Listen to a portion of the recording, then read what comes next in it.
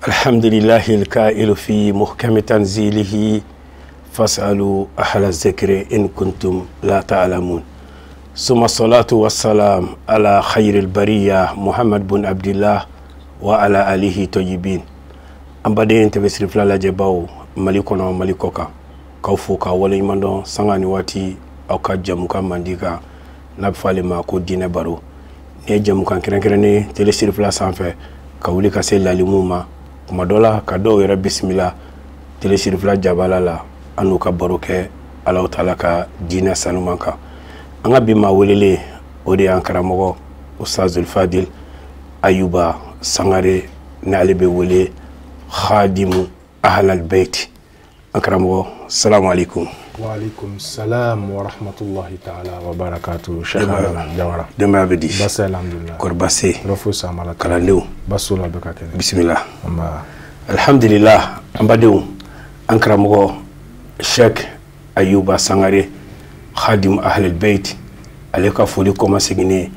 ana bina baro kɛ Allahu taala ka diinɛ sanuman kan bi baro bɛ boli fɛn min kan o de ye haramu mun de ye haramu ye diinɛ kɔnɔ yali diinɛ la n'a y'i diya de bɛ fɛn dɔ haramuya wa walima ala de ye fɛn dɔw bila ye ka ban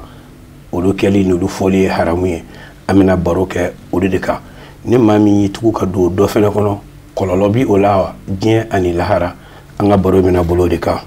an karamɔgɔ an y'a mɛn tɔgɔ la sisan ko khadimu ahlal bayt Inshallah. ale ti an ka kan ye o bɛ mun ko fɔ Sheikh Adam mama fa a'udhu billahi minash shaitanir rajim. Bismillahir rahmanir rahim. Wa sallallahu ala sayidina Muhammadin wa ali baitihi tayyibin at-tahirin. Sallim. Me la jeka baga bela jilen fo. Sheikh Adam ki yere fana fo. Bon ni ame ko khadim ahlul bayt. Sheikh Adam ayo to ma aw yere din nona. Ko de ko shirifu ka barake de. Sheikh Adam wati mina anya me ko Qur'ana ko masara fosni na ofe fuka ka kira somo ofe ko kanu ka tugula o de kira ka cide asara bo on nya ye joro wala tsika ke auna shirifu ka kola fo shirifu ka barake den ko o de kama ayan daire la ko shirifu ka barake de inshallah kuma kan yɛrɛ kɔrɔ de ye nin ye sirifu ka baara kɛ den inshallah ala k'i nafa ala k'an bɛɛ lajɛlen nafa n'u ka baara ye an bɛ don an ka mawudu kɔnɔ inshallah Sheikh Ayuba an b'a mɛn ko haramu haramu yɛrɛ ye mun de ye alhamdulillah Sheikh Adam ni y'a mɛn ko haramu o ye arabukan ye mais bamanankan na tuma caman an bɛ a haramuya ko fɔ haramuko o de ye ala ye fɛn minnu haramuya an kan ko o bali ka bɔ an na ko aw kana nin kɛ ni o kɛla o bɛ ne ala ka dancɛ dɔ sɔsɔ o de ye haramu ye bamanankan na inshallah n y'a faamu sisan yali haramu a bɛ ja ni fɛn cɛ ɲɛna maa ɲɛkɔrɔ o b'a kɛ haramu ye wa walima ni fɛn cɛ juguyara maa ɲɛkɔrɔ o b'a kɛ haramu ye wa walima haramu bɛ dan de ni ala taala ye min haramuya alhamdulillah rabbil alamin Sheikh Adam haramun tɛ k'a fɔ kɔnɔ ko n wulila don kelen sɔgɔma n ye fɛn dɔ ye a man ja m'o haramuya o tɛ haramu ye yɛrɛ ka haramu ye mais ala ka haramu ye fɛn jumɛn ye o de ye ala ye fɛn minnu haramuya an ye kuranɛ kɔnɔ ani alakira Muhammad Mustafa sallallahu alaihi wa sallam a fana ye fɛn minnu haramuya olu de ye haramuya ko ye o de kama sariya b'a f'i ye ko haramu Muhammadin haramun ila yawmil qiyamah wa halaluhu halalun ila yawmil qiyamah alakira ye fɛn fɛn haramuya o ye haramu de ye batatan fo ka se lahara jɔ dɔ ma dɔ b'a yira fana kuranɛ fana ye fɛn fɛn haramuya n'o de ye ala kumakan ye o fana ye haramu de ye o mana diya ye cogo o cogo o de ye haramu ye donc i b'i yɛrɛ tanga ka bɔ olu ko de la o de ye haramu ye ala ka dancɛ ala ye dancɛ minnu bila ko aw kana nin kɛ aw kana nin kɛ n'a ye nin kɛ n'a ye nin kɛ a kɛla komi an ka adamadenya na constitution bɛ cogo min n'i y'a sɔsɔ a kɛla komi i ye constitution sɔsɔ i donna haramu kɔnɔ cogo min donc ala fana ka constitution a sɔsɔli de ye haramu ye a karamɔgɔ nin ye kuma dayɛlɛ ne ye inshallah an bɛ diinɛ de kɔnɔ n'o ye silamɛya diinɛ ye o b'a yira k'a fɔ maa tɛ se ka ko ye ten dɔrɔn a kɛcogo ma ne ja k'i b'a haramuya maa tɛ se ka ko ye ten dɔrɔn a kɛcogo ye ne ja k'i b'a haramuya walima i b'a daga o b'a yira k'a fɔ an bɛ sɛmɛ Alahu taala ka kuranɛ de la ani kira ka kumakan jɛlenw minnu kɛ yali bilasirali kana kuranɛ min ye silamɛw ka kɔsɛmɛyɔrɔ ye fɛn dɔw bɛ Ala taala ye olu haramiya kuranɛ kɔnɔ i bɛ se ka baro kɛ n'an ye o kɔnɔ wa Cheikh Adam an b'a fɔ i y'a fɔ cogo min kuranɛ ka kɔsɛmɛyɔrɔ silamɛ ka kɔsɛmɛyɔrɔ o de ye kuranɛ ye sabula Ala yɛrɛ ko a ma ko fa in tanaza'tum fi shay'in farudduhu ila Allahi wa rasuli a ko ni aw fɔla ɲɔgɔn kɔ diinɛ masala dɔw yɔrɔ la a y'a sigi ka na kuranɛ ma kuranɛ ye mun fɔ a la ni Ala kɛra ye mun fɔ a la bon n'a fɔla ko haramuya fɛnw Ala ka haramuya fɛnw yala an bɛ girin ka haramuya ta ni an kun fɛ wa walima an bɛ fɛn dɔw de ye o ma diya n ye ko nin ye haramu ye Ala haramuya o tɛ Ala ye dan dɔw de bila an ye kuranɛ kɔnɔ ni an donna olu la a y'o dancɛ olu kɔlɔsi a y'o kɔlɔsi a y'o kɔlɔsi n'a ye nin kɛ dɔrɔn a ye haramuya kow kɛ donc n'a fɔla ko haramu donc an bɛna don kuranɛ de kɔnɔ sisan Ala i ye mun fɔ an ye kuranɛ kɔnɔ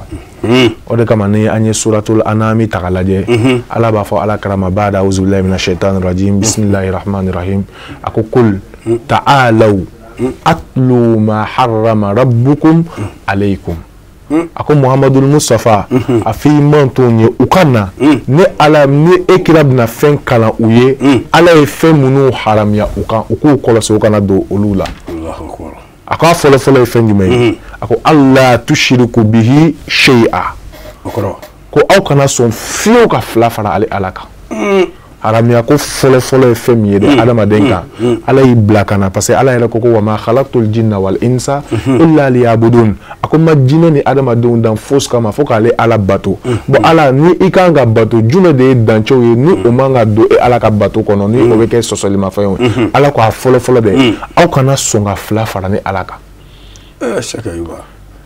ka fila fara Ala kan i n'a fɔ cogo di voilà Cheikh Adam fila fara Ala kan o ye cogo di ye e taara Ala yɛrɛ a ye kelenya waati bɛɛ kuranɛ kɔnɔ a ye kelenya daminɛ ka taa yɛrɛ ma e taara aya o la a b'a fɔ ko law kana fihima aliyata la fasadata a ko ni Ala wɛrɛ tun bɛ yen min tɛ ale Ala ye ko tiɲɛni tun bɛ kɛ donc fila fara Ala kan ka fɛn dɔ ta k'o fara Ala kan k'o kɛ Ala dɔ ye o de ye fila fara ka Ala ye o de la Ala b'a fɔ an ye aya wɛrɛ la a ko cogo di a ko inna Allaha la yaghfiru an yushraka bihi wa yaghfiru ma duna zalika liman yasha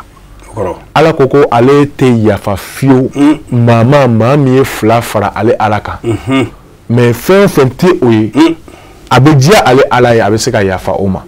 kaya aya wɛrɛ la tun a b'a fɔ an ye a ko innahu man yushrik billahi faqad harrama alayhi aljanna wa mawahum nar wa ma lizalimina min ansar a ko ni maa min n'i ye fila fara ale Ala subhanahu wa ta'ala kan ko ale Ala subhanahu wa ta'ala a tɛ yafa o ma fiyewu a ye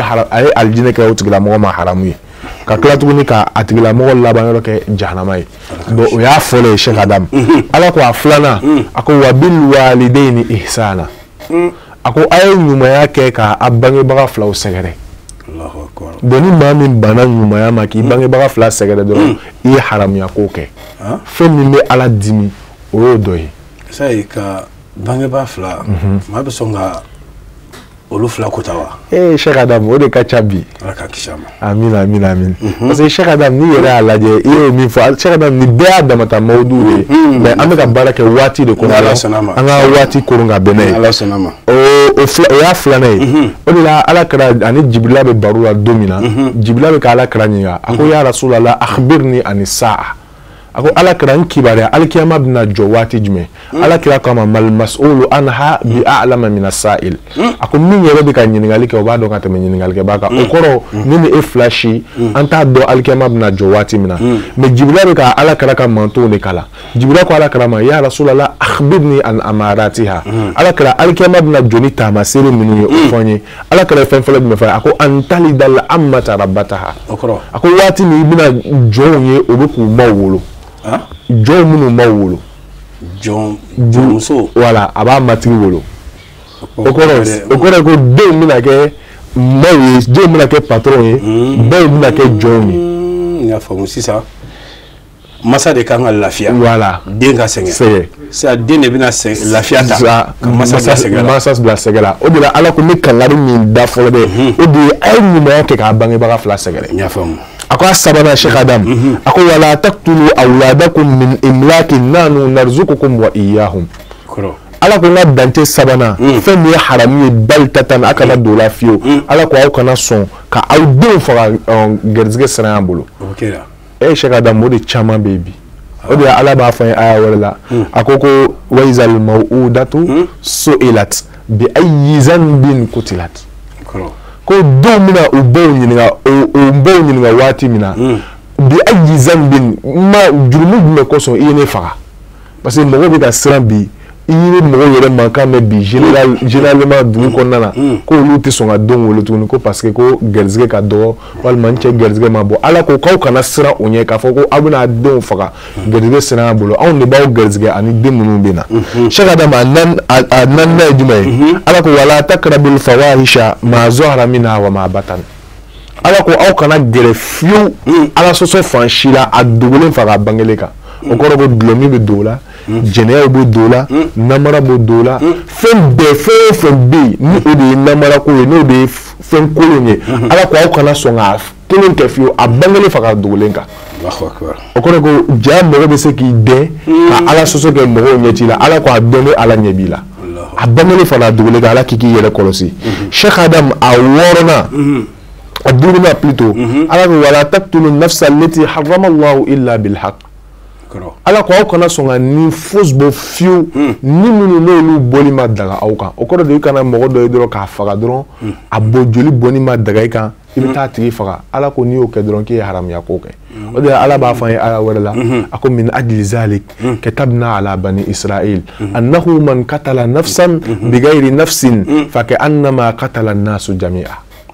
ala ko anya wajibiya bani israil ka ni ayi a karen do ka me a korobe bela jelenita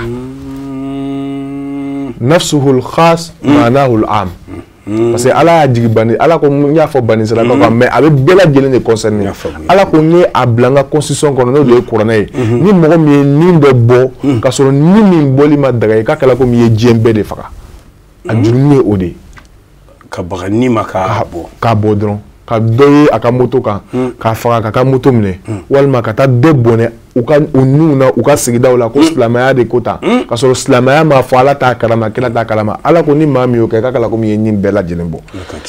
ala ko ni mi fiele ako zalikum wasaqum bihi la alakum tattakilun ako ni duru mi fiele me awladina ye ako hakili sorona ye ala ma be doro ma de ala na worona faraka ako tugo ala ko wala takrabul mal al yatama illa billati hiya ahsan atta yablu ashudda ala ko akana son fiu ka yatimedon ka na folo dum fo ukata balugia yatimede ale jumene yatimede mami na fa fatula ka to dimsenya kono afaye na folo do mara amase balugia ma folo kala sika na folo exploiter fa dogonu be we fa korko be oluka den ta mara ka klatoni kana fa ka na folo la ka bela dendo ka dento don o den sugu de be wel ko yatimede mami fa fatula ala ko o de yatimay ala ko kana songa maga yatima don ka nafolo la fio fo ka ta baluya o de ala ba fa aya wala akoni mami yatima dino kan nafolo dum ako innal ladzina yaquluna amwalal yatama inma yaquluna fi butunihim nar wa sayaslawna sa'ira ala ko mami nu be yatima don kan nafolo dum ka soro aduni ma dagaye ka don kibe ka tasuma de dum ko wani salasin lara jodo kibe jahannama kono Sheikh Adam ni be adamata mawdu be wati na ketu kama ala worona fo ala klatu ni kana fo tuna ko chugodi awon la ako wa awful kayla wal mizana bil qis la nukallifu nafsan illa wus'a ala ko ay sumali fon ani pezeli fon ala ko ayo dafa tak akana songa do na kashika bala de ولا آية وردت تقول على بعض يقولي أكو ويل للمطففين الذين إذا اكتالوا على الناس يستوفون وإذا كالوهم أو وزنوهم يخسرون ألا يظن أولئك أنهم مبعوثون ليوم عظيم يوم يقوم الناس لرب العالمين ala ko nyangata be pezeli kela we pezeli kela jon minu no be ta sanu ke sani konna no be sumalu ke ani ka pezeli ke o be dafale ya nyini wati mais n'u nana ko bɛna sanni feere kɛ waati min na k'o bɛ balansi nagasi walima u bɛ sumalifɛnw nagasi ala ko ko ɲagata bɛ olu tigilamɔgɔ ye o de ala ko a ye sumalifɛnw dafa n'u b'a san mɔgɔw fɛ u b'a ɲini a ka fa ka k'u kun voilà nka n'olu yɛrɛ b'a feere u b'a nagasi ka deuxième kɛ premier walima ni ɲɔ de don u bɛ taa cɛncɛn fa kɔrɔ a pesé tɔ i yɛrɛ b'a ye k'a fɔ ko ko balansi dafalen k'a sɔrɔ a ɲɔ ni fɛn wɛrɛ de ɲagaminen don ni ko in kɔnɔ sisan maa min fana bɛ ji kɛ ɲɔ la ka ɲɔ ɲigi nin tɛ don o kɔnɔ bon Cheikh Adam ni bɛɛ bɛ don o kɔnɔ maa d'a ma n'i bɛ ji kɛ ɲɔ de la n'a bɛ kɛ sababu ye ka balansi nagasi kɔni Cheikh Adam ala ko k'i k'a dabila ka kisi a ma ani ka ji kɛ nɔnɔ la voilà ka ji kɛ nɔnɔ la Cheikh Adam o yɛrɛ o ka jugu n'a bɛɛ ye bi ani sumali kɛtɔ i b'a ye dɔw b'u nɔngɔn kuru voilà n'u b'a a sa mɔgɔw fɛ u b'u nɔngɔn foni mais ni mɔgɔw b'a sa u fɛ u b'u nɔngɔn kuru voilà Cheikh Adam ni bɛɛ de bɛ don a kɔnɔ ala ko a ye sumalifɛnw dafa Cheikh Adam a seginna ala ko wa iza kultum fa'dilu ala ko n'aw kumana a ye tilen walaw kana za kurba Allah balima surun de don n'a ma d'a ma n'a bɛna kiiri tigɛ dɔrɔn juge ko a ye tilen aw kana sɔn fiyewu ka nkalon tigɛ nkalon man ɲi dɛ o de ala ko fawailun lil mukazzibin a ko ɲagata bɛ nkalon tigɛlaw ye ala b'o fɔ an ye a y'a caman kɔnɔ Cheikh Adam a kɔlɔndonna ala ko wa bi ahadillahi ufu ala ko ni ne ala ka layiru ye a y'a dafa layidu ani ala cɛ ani ala cɛ ani mɔgɔw cɛ ani mɔgɔw cɛ ala ko n'a ye layiru ta dɔrɔn a y'a dafa Cheikh Adam ni ne ye nin aya in ye dɔrɔn wa bi ahadillahi awfu a bɛ ne hakili jigin dɔrɔn an ka cɛkɔrɔba de la Sahibu Zaman n'o de ye waati tigi Seyi Sherif Usman Madan Haidara cogo di Cheikh Adam i bɛ jugu ye ka fɛn bɛɛ fɔ a ma mais i tɛna jugu sɔrɔ dugukolo kɔ kan ko min bɛ se k'a f'i ye ko karamɔgɔ tɛ layiru dafabaga ye i ye mankutu jugu bɛɛ kɔni mɛn mais a tɛ layiru dafa i delila k'o mɛn cɛkɔrɔba in kan i delila k'o mɛn n ye kuma caman mɛn kumakɛlaw kan u yɛrɛ ka faamu n'u ka juguya bolo ma da ma se ka nin fɔ fɔlɔ k'a tɛ layiru dafa voilà bon Cheikh Adam n'i ye mɔgɔ o mɔgɔ ye dɔrɔn Cheikh Adam k'a bɛ layiru dafa c'est dit tɔn min sigi a kan ko ala ka waliju don ala teri si tɛ yen min bɛ ala fɛ tiɲɛ yɛrɛ yɛrɛ la dɛ ne kan tɛ o ka waliya dɔwɛrɛ ma dɛ ala yɛrɛ ka waliya min bɛ ala teriya yɛrɛ kɔrɔ Cheikh Adam n'a kumana dɔrɔn a bɛ tiɲɛ fɔ Cheikh Adam n'a ye fɛn fɛn fɔ a b'o de kɛ ala kan k'a kɛ amina o de la ala ko wa bi ahadillah ni ala ka layiru a y'a dafa mais ni ala ka layiru Cheikh Adam tafsirkɛlaw bɛ kuma caman fɔ nin yɔrɔ in na an bɛ segin ka na ale nɔfɛ an karamɔgɔ Cheikh Ayuba Sangare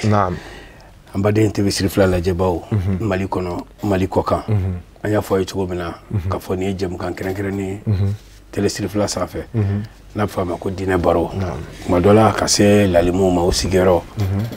kuma dɔ la ka lalimu dɔw yɛrɛ bisimila télé siri fila jabala kɔnɔ an n'u ka baro kɛ Alahu Taala ka diinɛ sanuman kan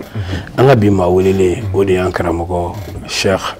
Ayuba Sangare ni ale bɛ wele Khadim Ahlal Beyti kira somɔgɔw ka baarakɛden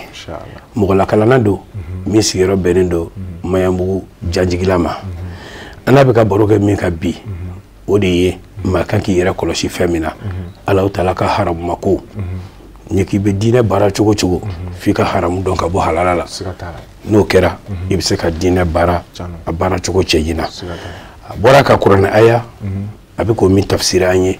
Alahu Taala ye fɛn minnu haramuya an kan a bɛ k'a da mɔgɔw de la Cheikh kuma in kɔnɔ i ko yatimɛden ka nafolo kuma in kɔnɔ i ko k'an kana an denw faga fantanya ɲɛsiranya kosɔn yali bi kɔnɔ tiɲɛ dɔgɔtɔrɔsow la sow kɔnɔ o bɛ doni kɔnɔ wa Cheikh Adam o yɛrɛ de y'a tigi kɔnɔ tiɲɛ a ma kalo kelen sɔrɔ a ma Cheikh Adam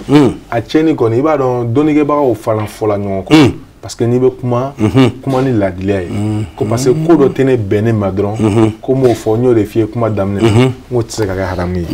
donc ke baga do ko na ma kle binani soro na damata masala ya fam mais kono chengo ni o be do akono de tigitigi madama ni ayirala ka fo ko ni ku ila dole no ni a chendro akala ko mi deni fa ala kan kishi ka bo ama yatime denga na folo ka nyagami ka du ka du yana ka korobaya ka togolata do yelema kuluki yere togolata yi papier siraw fe ni mpene be yatime denga na folo duniye Cheikh Adam ni be yatime denga la folo duniye parce que iba don Cheikh Adam ala ko ni ay yatime don mara parce que faut kuma inga wala yatime don ni anyu mara ni afasala ka fento ay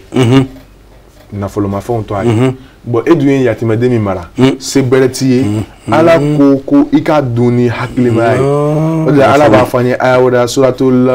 nisa ikono ala ko wabtalul yatama hatta iza balagul nikah fa in anashrum minhu rushda fadfa'u ilayhim amwalahum wa la ta'kuluha israfan wa bidaran an yakbaru wa man kana ghaniyan falyasta'fif wa man kana fakiran falyakul bil ma'ruf فإذا دفعتم إليهم أموالهم فأشهدوا عليهم وكفى بالله حسيبا على كو آية مدو مرا فوق بالوغيا واتي منا نو بالوغيا لا أيو كان نفلو سري أما كما إن لانيني بأوليام واتي كودو على لانيني بجمع نوفي على كو ناسو ني سيبي أوي آية مدو كان نفلو دوني فريا مني سيتي أوي آية مدو ما بولو أكنا تو كونلا على كو فاليا أقولو بالمعروف آية ني أبنا سوكا نفلو ما آية تانية حكلي ما yafam akana dadri ko ola yafam inshallah ala kan kisi ka bo munun ba dun dan sako ni tonya boloma Cheikh Ayuba naam ni Qur'an ayayin akume chani jumeni Cheikh Adam ame Qur'an ayayin bela jelen kun chani jumeni ala ni befo wati mina ala ko wa anna hadha sirati mustaqim ni min flenye de ni ala ka sirakline fattabi'uhu aytwala okoro de gongo feminu mai ayolu to peu ni ayolu to dron ka unyeshin sira klene ma ko ni ne ka sere madama nunu to wala tatabe usubola akana songa do nyangami ko la farqa bikum an sabili obina ufara ka bone ala ka sira ma zalikum wasakum bi la'allakum tattaqun ni ne ala ka wasiya mi wasiya min di awma ni aya mine ka baraka ne nala sona auté donner ala ka danchola fiu donc kuma kan ala kuma kan labani ode donner fana be alabani femi Cheikh Adam ode ala kara mode no kumbe no de Imam Ja'far as-Sadiq alayhi salam parce que ni mi fait que akala ko ala soso ale tala Imam Ja'far as-Sadiq ma ako ya Imam Ja'far as-Sadiq ako ne to fait ala soso la de ala ko fait men no de haramu ne bo de ke mais Imam Ja'far as-Sadiq e be se ka ne ladi e se ka wasiya jume dinema Ja'far as-Sadiq ya laje Ja'far as-Sadiq kama ako fen durube if al khamsa ashya wazni mashita fen durube okay no kala wati mina ni okay ni se ko okay ala soso chugo ija akwa follow ako kana ala ka gerzige dun ala soso to mi ja wazni mashita okoro de ko ala nunu fe fo nunu be ala soso de e na kla ka ala soso dun ala ka gerzige ko nyine ko no ni manya kibe fo ka nunu ko nunu ga dro ala ka gerzige o toy be ga ala soso mi ja donc ko muati de aduru fo kanata akwa aduru na ame aduru na fo ka kuma bla ako ni ibna do jana ma kono wati mina yi ala so bege parce ala ko ni soso do mini do jana ma kono ako ni ba do ibna do jana ma kono wati mina ko se ka fo sa meleke kaburu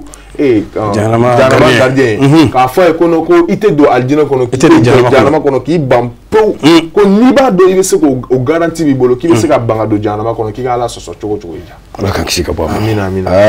kira so mo ho donti hudo inshallah ki fo ki wali mando ambade wonya fa chogo mina ani ankara mo Cheikh Ayuba Sangare ana le be borola Allah taala kan dine senomenka amba foye ko ay doni min dama ala kana doni ba ma kunce kuma la foli kana to di alsamama Cheikh Adam anga kuma foli kala ba abe sege tuguni alil makam ni ma sahibul asr wa zaman wati tigiru parce que wali kulli qaumin Haji ale de ye bi jamakulu in kanabaga ye an b'a fo an b'a fɔ Ala ye ka sija ni kɛnɛya ni labanko ɲuman Ala k'a d'a ma Cheikh Adam ni ne ye ustaz ye dɔrɔn a bɛ hakili jigin kira ka hadisa kelen de la kira b'a fɔ yɔrɔ min ko an-nazaru ila aliyi ibada ko ka filɛli kɛ ka taa Ali ma k'o ye alabato dɔ ye ne bɛ o hadisa in segi Ala kɛra yɛrɛ mɔden de ma ko an-nazaru ila Sayyid Usman Madan Haidara ibada ka ustaz lajɛ dɔrɔn o ye alabato dɔ ye parce que ni alabato bɛɛ lajɛlen sɔrɔ ale kɔnɔ n'an b'a fɔ inshallah sija ni kɛnɛya laban ko ɲuman Ala k'a d'a ma a sen dalen don dingɛ min kɔnɔ Ala k'a mɛnni to inshallah k'i fo k'i wale ɲuman dɔn yanni dɔnni min d'an ma Ala kana dɔnni ban farikolo min y'a di Ala kana a jeni a lajɛjɛkulu k'aw fo k'aw wale ɲuman dɔn i n'a fɔ an y'a fɔ a ye cogo min na k'a fɔ ani an karamɔgɔ de bɛ ɲɔgɔn fɛ ni baro in na Cheikh Ayuba Sangare min sigiyɔrɔ bɛnnen don Maɲanbugu Janjigila ma mɔgɔlakalanna don tɔgɔ min bɛn bɛ a yɛrɛ la tɔgɔ min ka d'a yɛrɛ ni kun ye o de ye Khadimu Ahlal Beyti maa min kɛlen don ka guloki bɔ ka da ka cɛsiri bɛɛ lajɛlen kɛ kira somɔgɔw bɛ lafiya cogo di u ka ɲɛnamaya la k'a yɛrɛ k'u ka baara kɛ den Ala ka n'a farikolo kɛnɛya k'aw fo k'aw wale ɲuman dɔn sanga ni waati aw ka ɲamadeli la shukran lakum Ala ka tanga kɔnɔ